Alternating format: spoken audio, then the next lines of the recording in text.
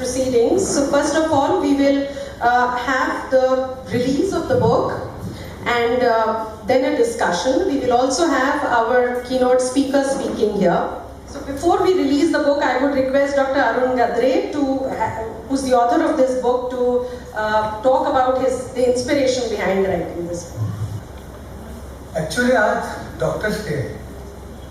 आज वृक्ष दिवस पण आहे आणि गंमत आहे, म्हणजे वृक्ष ऑक्सिजन सोडतात आणि डॉक्टर ऑक्सिजन आपण कायम घेत राहू याची व्यवस्था करतात.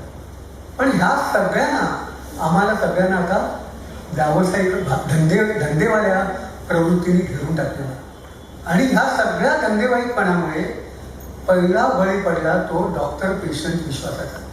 हे जे पर्यावरण आहे, हे धंदेवाईक, हे सगळं इतकं आक्रमण करत आहे की नैतिकतेने प्रॅक्टिस करणारे डॉक्टर आज उद्मळून गेले. बरे किती सक्सेसफुल असो, ह्या डॉक्टरांची जी वेदना आहे ती सांगण्यासाठी खरं म्हणजे कैफियत आणि डिसेंटिंग डायग्नोसिस लिहिलं गेलं. आणि ही वेदना 78 डॉक्टरांनी भारतभरच्या अक्षरशः हृदयातून बोलल्यासारखे बोललेले आहेत. जर आज समाज हल्ला नाही, राजकारणी हल्ले नाही, धोरणकर्ते हल्ली नाही, फक्त corporate, pharmaceutical, private medical college, vaccination industry आणि ह्यांचा जोर चालू राहिला, पेशंट सुद्धा मेडिकल कंझ्युमरच होत गेले. त्यामुळे माझं कळकळीचं आव्हान आहे नैतिकतेने प्रॅक्टिस करणाऱ्या डॉक्टरांच्या तर्फे समाजाला की याकडे लक्ष द्या. धन्यवाद. A little bit of introduction to the book. The book Dissenting Diagnosis actually records interviews of 78 doctors who have courageously spoken against the malpractices followed in the medical sector and offers solutions to encourage patient-doctor dialogue. The book was initially published in Marathi a year ago and named Kaifiyat. The English version of the book has also provided a large section of solutions required to counter the menace and has been published by Random House India. The most amazing aspect about the book Dissenting Diagnosis by Dr. Arun Gadre and Dr. Abhay Shukla is that despite carrying some extremely depressing and infuriating truths about medical practice in India, it still is the best thing to happen to our medical profession in the recent times. These 200 pages of honesty and optimism have the potential to do what years of denial, whining, and insincere victim playing haven't been able to achieve. Catalyze a huge positive change in the medical community. The book is not primarily about exposing the rut in the medical profession, as many in the media are claiming, but yes, it also does not sugarcoat hideous truths about doctors and patients who behave unethically and irrationally. What actually permeates most pages of this book is simply a deep sense of sadness and helplessness regarding the social, ethical, and professional mediocrities that pass as medical practice in India today. Dissenting Diagnosis is basically about a group of ethical medical practitioners talking about their profession and declining standards and then inviting us to join them in their efforts to arrest that decline. So now I would request the dignitaries on the dais to kindly release the book.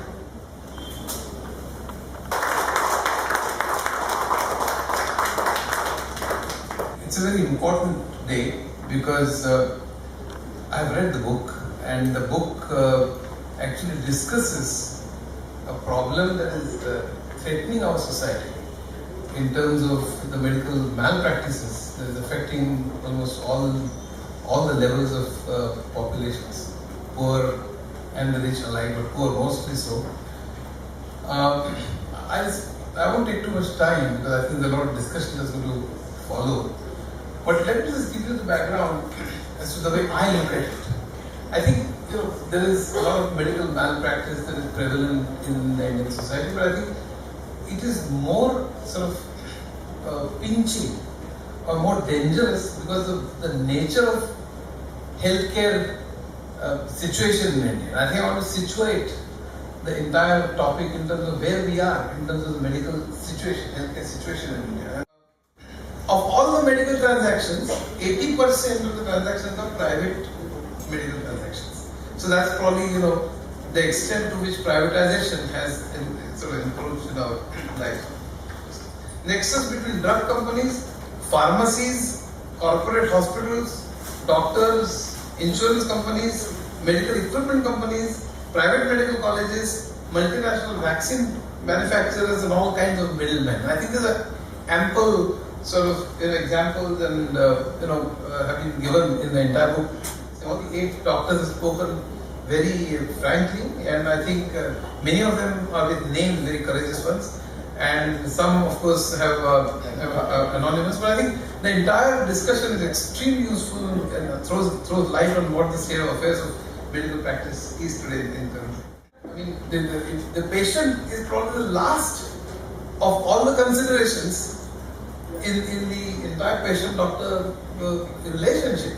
So, I mean, the entire medical practice, healthcare is because of the patient and for the patient. But here, actually, what we have are the plans in terms of business plans, in terms of how to earn maximum money. So, not prolonged, but at least some kind of discussion is necessary between the patient and doctor to understand the state of mental state and so on.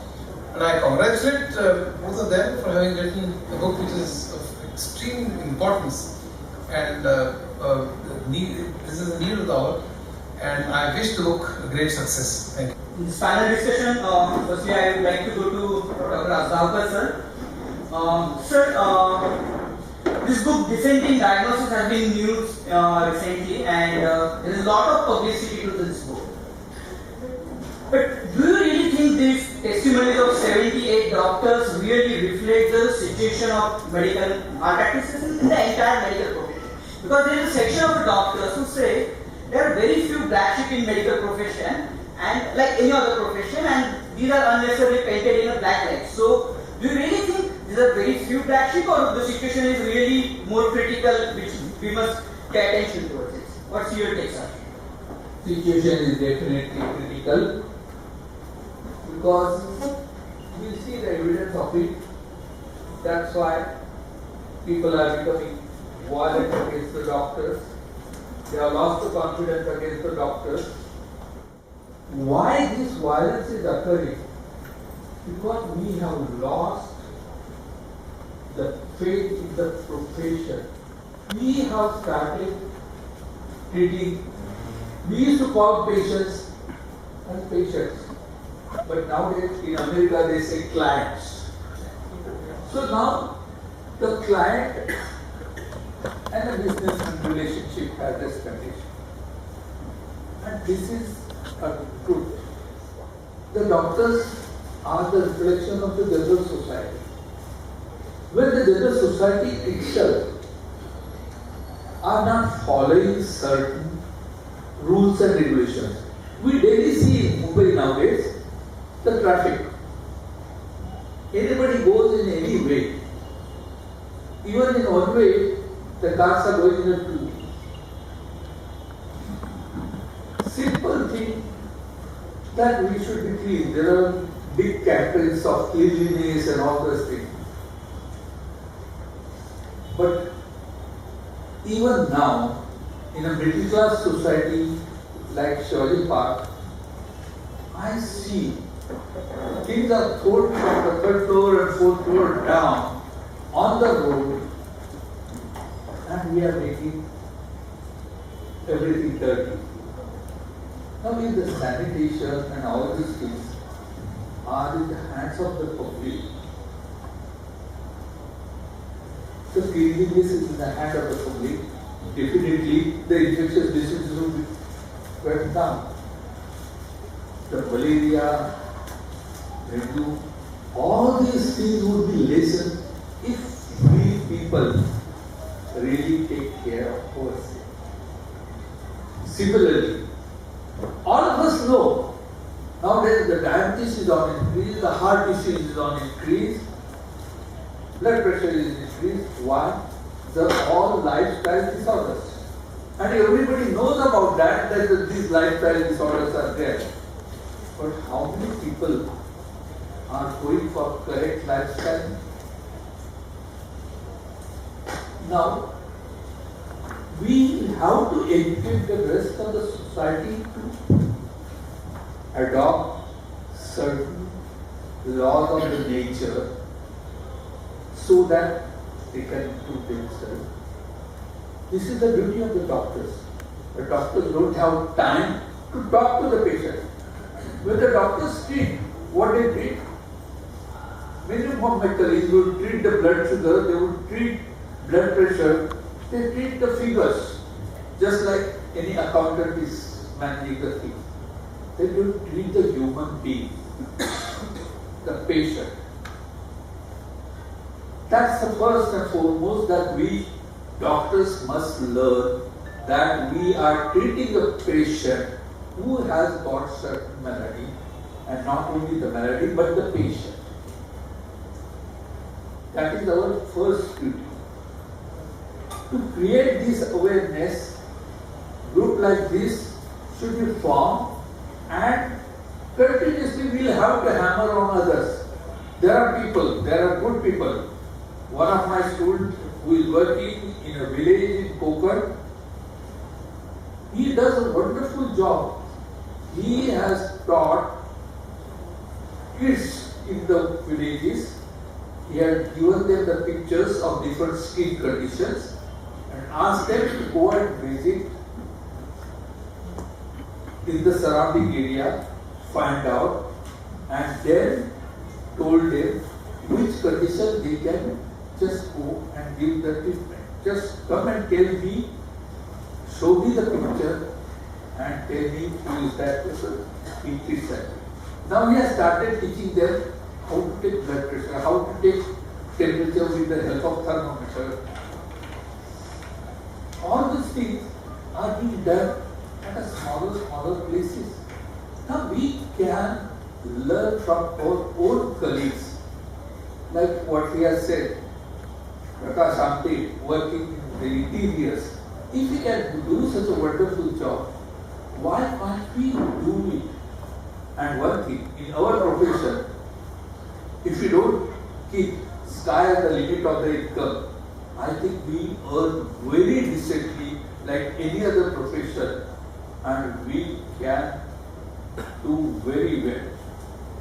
At the same time,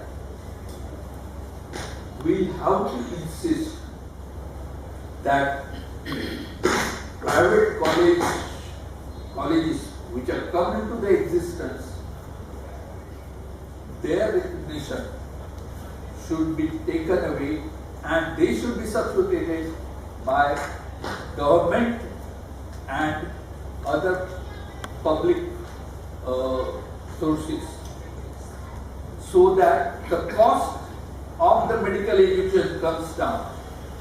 Similarly, anybody who wants to start his clinic or he wants to go for certain type of radiological, he should be provided decent loans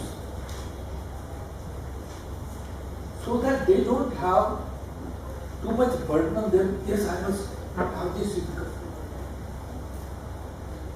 All these things can be done. Thirdly, all these hospitals, corporate hospitals, should be run by charitable trusts, because they are the biggest sources of extracting money from the patients.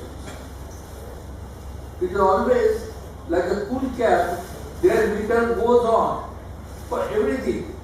People is admitted with chest pain, even if it is an ordinary costochondritis, he is put into ICU immediately, his angiography is done immediately, and sometimes, even though everything is clear, angioplasty is also done.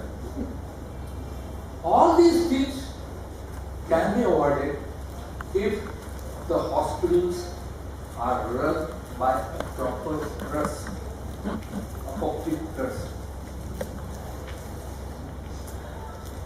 There are lots of things which we can do, but that can be done by interaction of the public and the doctor, and that's why such forums are necessary. I would request all of the people who are here to read the book, to spread the message. Don't curse the doctors straight away off, but try try to discuss with your doctor. There are now the facilities, technical facilities are available. There are lots of questions the patient would like to ask to the doctor. Doctor doesn't have time every time with a big crowd hanging around. They can send emailing or on WhatsApp they can send it and they can get the solutions from their doctor. Thirdly, don't rely on the Google doctor, Dr. Google, and the public should not have self-medication and never delay any serious case. Don't take the serious case at last minute to the hospital, and if the patient dies, don't go and tax the doctors. Then doctors become defensive, they start asking more and more investigations, and the cost of the investigation goes up. They tend to select you. That's why previous family physician, I is always to consider, is like a cinematographer. Consultants are usually like still photographers because the family physicians view everybody's health. The history, whole family history was known to you. They can do a wonderful job. And for them to help, to educate the patients when they are sitting in the room, there should be educators in the form of medical social workers who can be employed rather than compounders dispensing the medicine. Because nowadays the medicines can be prescribed and you can get the medicine from outside. But if there is a medical social worker with the proper knowledge how to explain the things about different conditions to the patient, it will be extremely good. I can tell you, we run a small group for our childhood onset diabetics. There were not the parents who have become the diabetes educators. So they teach the patients how to take their insulin injections, how to test their own blood sugars, how to adjust on the sick day, how to test the urine ketones and adjust the insulin dosage. And that's how the kids are able to control their diabetes much better way. So these facilities should be developed and should be available for all the doctors. So a lot of burden will be lessened and communication with the doctors and the patient can be still better. आता पुढचा प्रश्न आहे राज असरोनकर यांना. राज असरोनकर एक कायद्याने वादा चळवळ आणि फोरम फॉर पेशंट्स राईटचे प्रतिनिधी आहेत. मला त्यांना असं विचारायचं आहे की हॉस्पिटल्समध्ये वेगवेगळ्या रुग्णांना वेगवेगळ्या त्यांच्या तक्रारी असतात आणि त्या तक्रार निवारणाची जी आताची सध्याच्या ज्या काही वेगवेगळ्या यंत्रणा आहेत त्या पुरेशा आहेत का? तुमचं याच्याबद्दलचं काय आहे? एमएमसी मध्ये रुग्णांसाठी काही नाही. आपण त्याची जर रूल्स आणि रेग्युलेशन जर वाचले तर त्या ठिकाणी फक्त misbehaviour and misconduct of doctors आहे. रुग्णांची जर त्याच्या उपचारामध्ये काही हेळसांड जर झाली असेल तर त्याच्याबद्दल तिथे काही उल्लेख आहे असं मला वाटत नाही. परंतु जो रुग्ण काल ठणठणीत होता आणि आज तिची अवस्था वाईट आहे, तर माझं असं काय झालंय आणि याला नेमकं कारण काय हे जाणून घेण्याचा अधिकार त्या रुग्णाला आहे की नाही, हा सर्वात यातला मूलभूत प्रश्न आहे असं मला वाटतं. प्रत्येक शहरामध्ये मेडिकल असोसिएशन्स आहेत डॉक्टरांच्या. का असं होत नाही या इंटेलेक्च्युअल क्लास कडून की प्रत्येक शहरामध्ये डॉक्टरांनी त्यांच्यामधलं एखादं 3 किंवा 5 डॉक्टरांचं पॅनल बनवून लोकल लेवलला अशा प्रकारे रुग्णाला ऐकून जर तुमची तक्रार असेल तर आधी आमच्या समोर या, तुमचं म्हणणं आधी मांडा आणि ते तपासून की हा रुग्ण खरोखर जेन्युइनली मांडतोय का.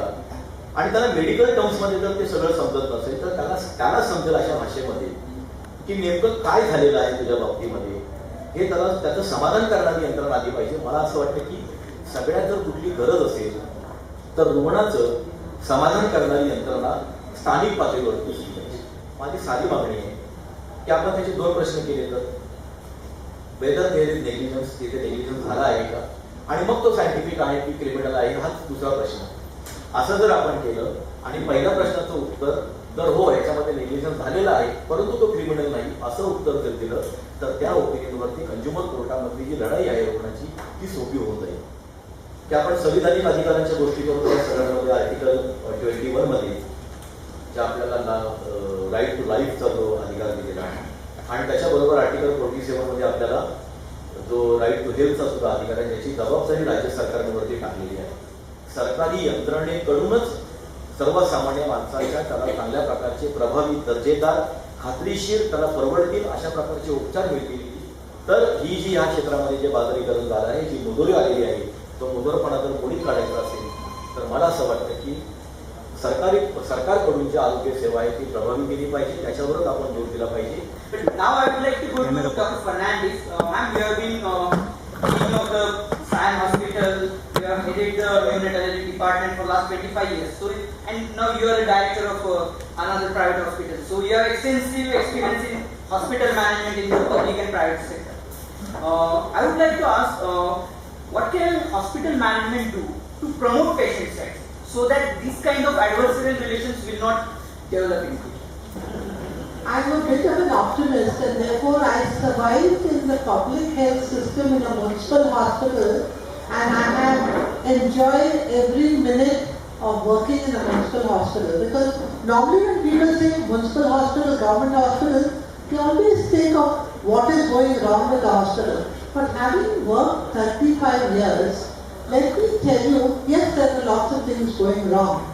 But let me tell you, lots and many more things are going wrong right within the institution. And like what Dr. Azgamkar said, you know, what is happening within the system is a reflection of society. It's not just the medical profession. Look at any profession. Look at the teaching profession. Look at everything. And therefore, you can't pluck out the medical system and say, how do you heal the health? Heal society is the word I use because it starts from day one, from the time you are born, from the school you have to go, the colleges you have to go, from wherever you go, so you have to. So what is my experience working? Let me tell you that I think that the public health system is doing a fairly good job. It's not doing an excellent job, but it's doing a fairly good job. And there are many more things that they could have done even better. For one thing is, you know what, there is in a public health system, a hospital like Sion Hospital and was a neonatology. We have 10 to 15,000 deliveries in Sion Hospital. But the number of beds that you have a certain number of beds. So you have patients on the floor, you'll have patients under the beds, you'll have patients in the corridor. And you'll say, see the patient, that mother bled. How can a handful of the doctors and nurses are limited to the number of beds? Not because depending on the number of patients.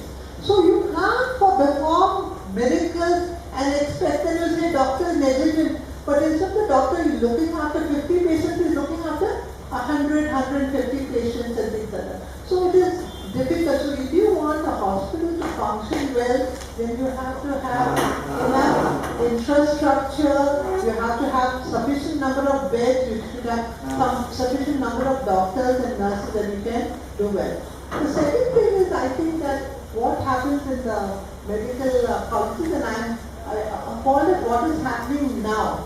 You know, when we were there in the medical college, we were supposed to be there in the medical college and be there for patients. And there were a few people who would start practice, walk slightly away. Today they've allowed doctors to, in the medical colleges, to do private practice.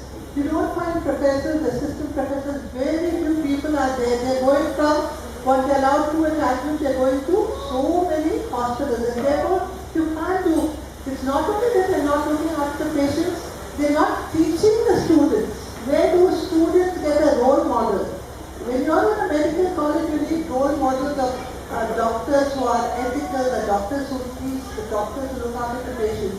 So we don't have anything like that. So there is no monitoring, there is no supervision like that. And I think this sort of a thing that should happen within the public health system. The fourth thing is that, when things go wrong, you have to face it and bring them to, book them and bring them to task. But what happens in a system is there are doctors who try and protect other doctors. Very few people will how many times in the day would I call the professor and say, this is what is happening and we move on? You don't do this. When people are not booked, they can get whatever medical errors are happening or whatever is happening, it is there.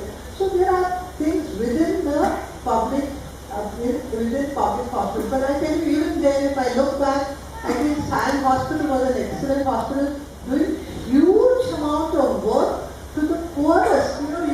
No one is, you can't say I won't admit you. Everybody is admitted, they try and treat the patient. What happens in the private system? So I come to the private. If you ask me the difference between a private system, of course I am in one of the trust hospitals that is run by nuns. So, they are very charitable and there are lots of patients that are treated free. But what happens to the consultants? And I find such a huge difference between academics is lost in the public system. The private hospitals. They're wanting to learn, let me teach my students and all. There is not much of academics happening. Secondly, that doctors in a private hospital, I think they join the private and not the public system because I want to earn. And they really do it with a vengeance. They go from one institution to another, rushing from here to there. You're not doing the patient justice. Yes, you are treating the patient, you're giving them, doing the investigation tests and things like that. But I think they're not being, because I think like someone said, what you need to do is, you need to spend time with the patient, you need to listen to the patient, that's half the cure, and then you must try and treat it. Because I work in the hospital, I don't see unethical, that no one is tests being done unnecessarily or surgery is doing, because there are no targets at all. Actually, there are doctors, maybe about 50% of doctors who don't even operate one case, or you will bring one patient in the hospital. The reason being that this hospital pays very little. There are fixed rates in a hospital. In hospitals like this, you have fixed rates. Whereas there are private hospitals that have negotiable rates. So wherever they have negotiable rates, they will take the patients there. So wherever they earn more, so the poorer people are brought to hospitals like ours, those that are affording, and there are neighboring hospitals you can charge the earth and you can take. So unless there is some sort of a regulation and a patient desperately need it, I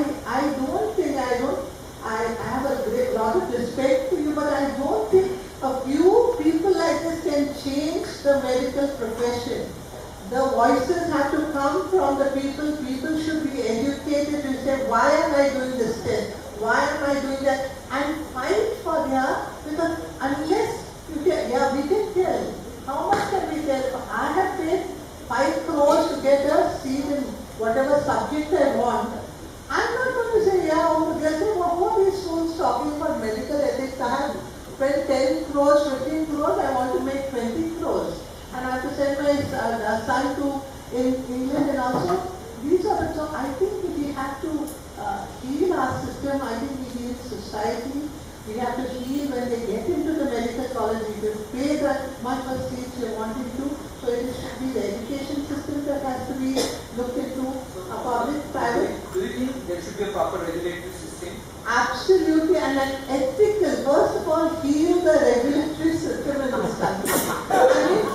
Whom are we going to heal? We are going to heal the regulators, heal the politicians, heal our judges, heal our police, heal everybody. I think there is healing that has to happen with the society. It's a tough job, but I think we have to raise our voices, we have to talk, we have to fight, we have to do our little bit. It has to be across border. I think it's people's voices that finally will matter. It's like the slums I worked with. They have so many skills, but unless women demand, they won't get what they want. When we were in medical college, we had honorary system. There were no full-timers. There were hardly, you had half and half, but our time it was a totally honorary system. But I will tell you, those honoraries would remain there all the 4 hours and teachers and regularly take the clinics, see the patient themselves. But nowadays, many times I have seen in the hospital where I used to work, in one of the municipal hospitals, the junior honoraries would ask from the second floor and third floor, all the papers down below, would sign on the paper, give oral instructions to the houseman and treat. Now, this sort of a change which has occurred would require a real Herculean task. But I am still hopeful. We have started the movement and we are going to succeed in that. I have not lost hope. But we need cooperation from all the sides.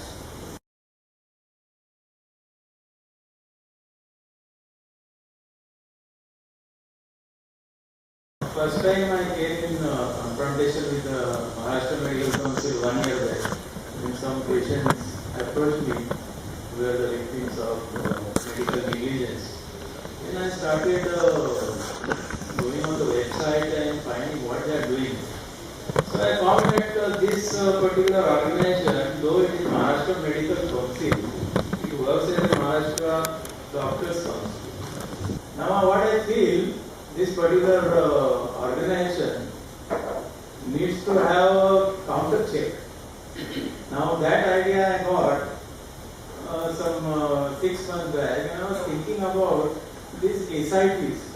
See, the judges and courts, they have lost patience and faith in the CBI and CID and police. So both the litigants and the judges, they came to a solution that the SIT will be formed and that will work under the supervision of the judges. So that was a substitute for that.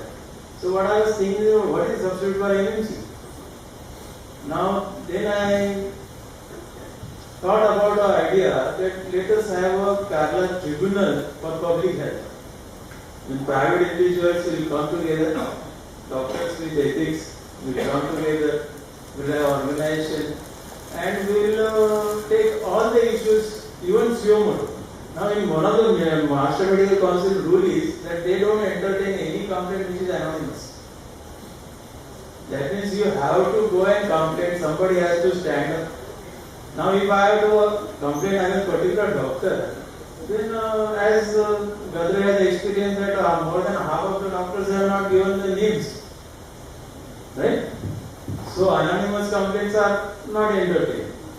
Secondly, if we make this organization, we can pick up all anonymous or even by the newspapers headlines. So the judges they take up the cases which are even occurring in the newspaper. They take up the case. Even a complaint is sent to some judge, they convert that into a petition. So we should have a watchdog, very alert, and we should go into details of the whole thing. We should cover all the aspects of the healthcare. We should also cover the government responsibility, where they are failing. For example, malnutrition, their policies, their healthcare. Now this Maharashtra Medical Council,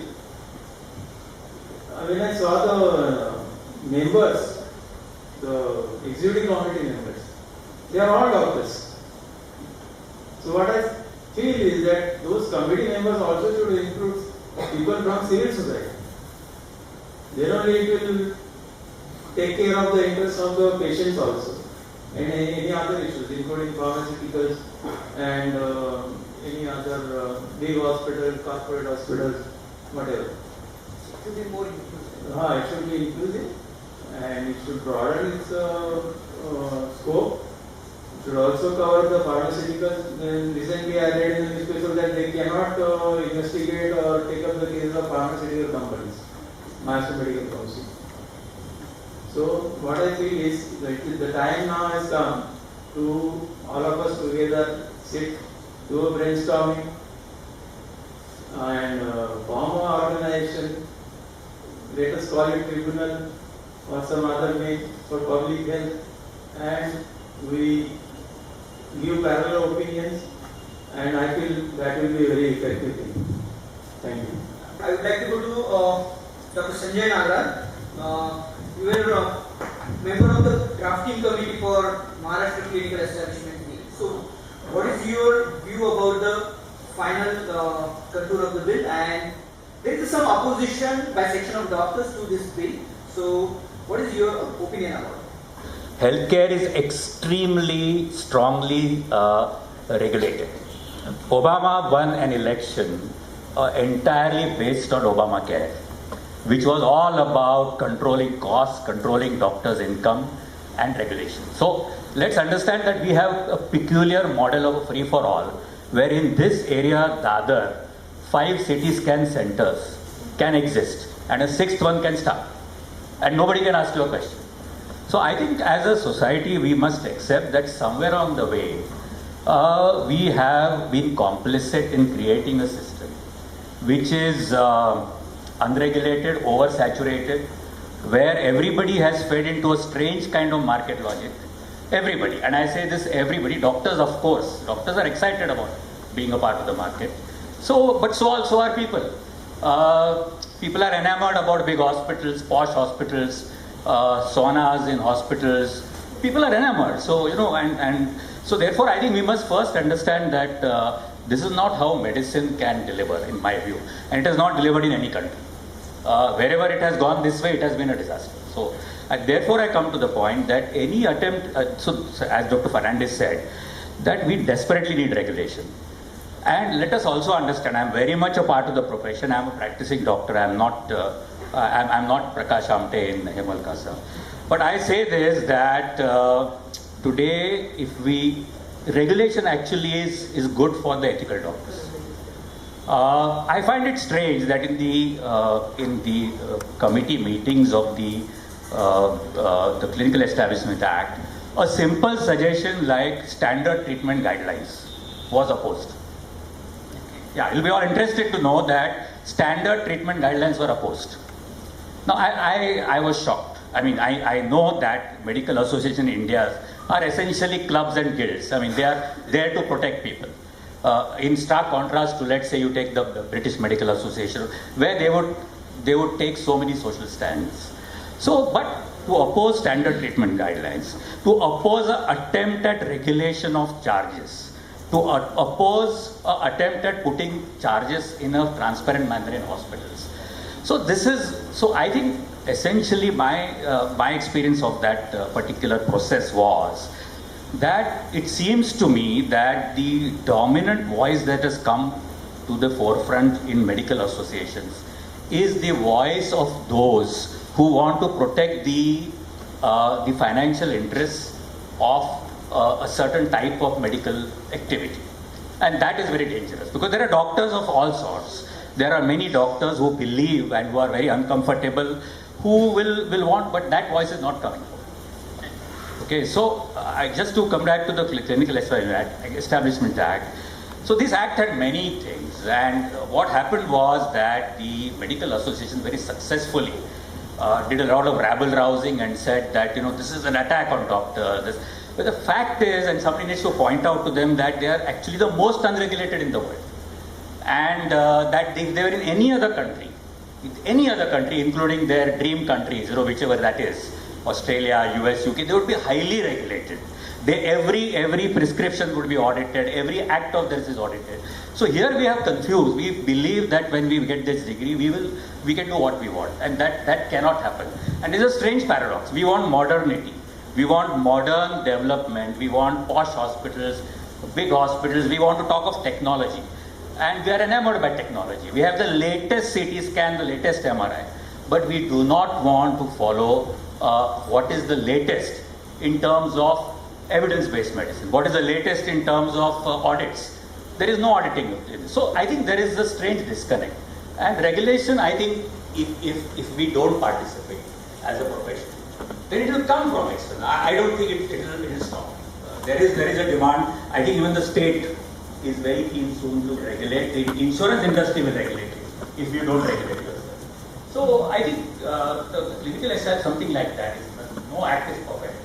But it basically talked about registering hospitals. It basically talked about various tiers of hospital and created a mechanism at every district for a patient to go and complain either about a hospital or a doctor, or in reverse. And this is in the act, that even a counter complaint or a response from the medical profession is allowed in that whole act. So I really don't understand why we should be opposing an act like this. I think if you are reasonably ethical, I don't have a definition of ethical, I really seem to have. So you said call everybody ethical, so I don't know whether I'm ethical, but reasonably ethical, reasonably scientific, you should be actually wanting regulation. My next question is, everybody here said that let us come together. Like doctors and patients should come together, and that is where the solution lies. So what do you think? Can Mumbai have a doctor-patient forum, or there should be another patient guidance center or another parallel watchdog? What's your take on it? I think the people who will fight this is the patients. I'm correct. There is a minority of doctors, there is a section of doctors who will come along, who are uncomfortable, but finally we have to do it willingly. So certainly as a concept, it's a good idea. Let me share with you the experience of Akash. I think some of you may have been involved when Akash used to look at patients' complaints. I was on that panel for many years.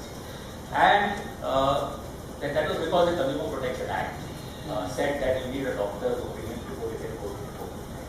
So Akash will tell you from the data that 80% of the complaints were stopped at that level when another doctor said that really no negligence, and the patient withdrew the complaint or did not follow.